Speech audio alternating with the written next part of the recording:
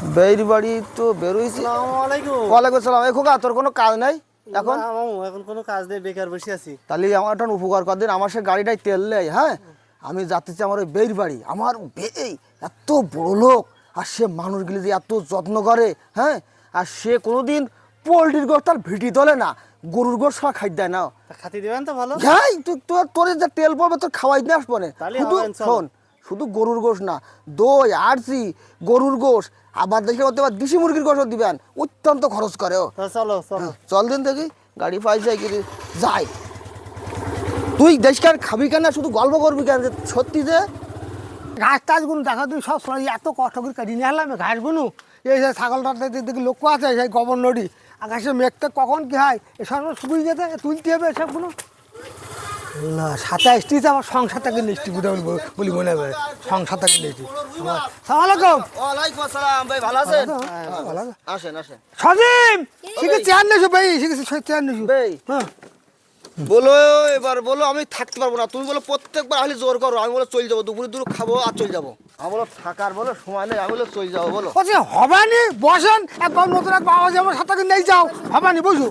এই সজিম আমার বেই ওই তো এলো, এর পুকুরি বড় কাতলা মারিও ভাই, মাছ ধরবেন নাই নাকি? কি করছে সে দেখো। বললাম না আমি, সে আমি জানি আমার এই শোন, ওই ইয়ে কর, বেলাও তো গেছে, কড়া বাজি গেছে, কি জানি এবার ওই ভালি আড়ালি দোকানে দাদিন গে ওই দুকেজি দোকানে পোলট্রির গোস্ত নেয়, পোলট্রির গোস্ত নেয়, দু কেজি পোলট্রির গোস্ত নেয় গেছে। 2 কেজি পোল্ট্রির গোশত? হ্যাঁ 2 কেজি পোলট্রির ও গোস্ত। ভাই হ্যাঁ কি বললে? কি আনতে বললি? ওর পোলট্রির গোস্ত আনতে কইস। পোলট্রির গোশ আনতে বলি যাও তুমি? তুমি তো পোলট্রির গোশ খাও না, পোলট্রির গোশ আনতে কইলি কেন? তো বেলা এখন আমার হয়ে গেল, আমি খাই তাই কি তোমরা খাই কেন? তারটা কি হইতে পারে তোমার তো কর। আমার বাড়ি গে তুমি পোলট্রি আনলে রাগ করো, ভাতের থাল চাইলি ফেলাই দাও, তোমার মেয়ের বকো, আর আজকে তোমার বাড়ি আইজি তুমি পোলট্রির গোশ আনতে যাও। এ একটা তোমার মানুষের চামড়া গায়ে তোমারে। আর আমি একটা এই লোক সাথে করে আনেছি, আমি তোমার সম্বন্ধে সব বলেছি, তোমার পুকুরে এইরকম ওই রকম মাছ আছে, আর তুমি গরুর গোশ দই আরসি ছাড়া খাই দাও না। আর আজকের এই মানুষের সামনে তুমি আমার পোলট্রির গোশ খাওয়াবা কেন? তোমার এসব কেন? শোনো, আমি একটা কথা বলি শোনো, তুমি যে জিনিস খাবা না সে জিনিস তোমার বাড়ি আত্মহালি দেবো না। তোমাকে মতন একটা মানুষ, তোমাকে মতন মানুষ একটা ভালো একটা অভ্যাস আছে, নিজেই পোলট্রি খাবা না, আবার আত্মহালি তারই পোলট্রি দেবা, আবার তার বাড়ি গেলে আবার গরুর গোশ ছাড়া খাবো না। কেন এসব? বাবা হাঁটা দিন, তুমি আমার অপমান করতে নিয়েছো না এখানে, তো হাঁটা শিখে চলো। এখানে ও কমানে টেস্ট দিতে, আর তুমি কি মনে করতে চাও কিছু বুঝাতে না? ও তো পোলট্রি তোর গরুর গোস্ত, এর মধ্যে পার্থক্য কি আমি তো কিছু বুঝতে পারতে নি।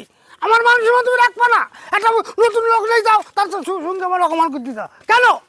অপমান আমি করতেছি তোমার না, তুমি অপমান হয়ে যাও। হ্যাঁ? তুমি যে কাজটা আজকে করলি, এই কাজটা ভালো করলি না, তোমার বাড়ি তো আমি আর আসবোই না, আর এই ভিডি পা দেবো না, আর আমার ছেলের হাতে সম্পর্ক রাখবো না। মামা হাঁটো হাঁটো, এর বাড়ি তোমার বাড়ি যদি আমার আর কোনোদিন দেখো, আমি কানের গোড় থেকে ঠান্ডা বাজে কি আরম্ভ করি না তোমরা? তুমি যদি পোলট্রির গোশ খাইতে, তাহলে আবার পোলট্রি গোশ আনলে মানে ওরে আমি ছোটবেলাতে খাইনি। তুমি আমার বাড়ি হ্যাঁ? তুমি গরুর গোশ ছাড়া খাও না, তুমি আমার ওরে আমি সমস্যা, আমি ছোটবেলাতে খাইনি তো হইছে কি?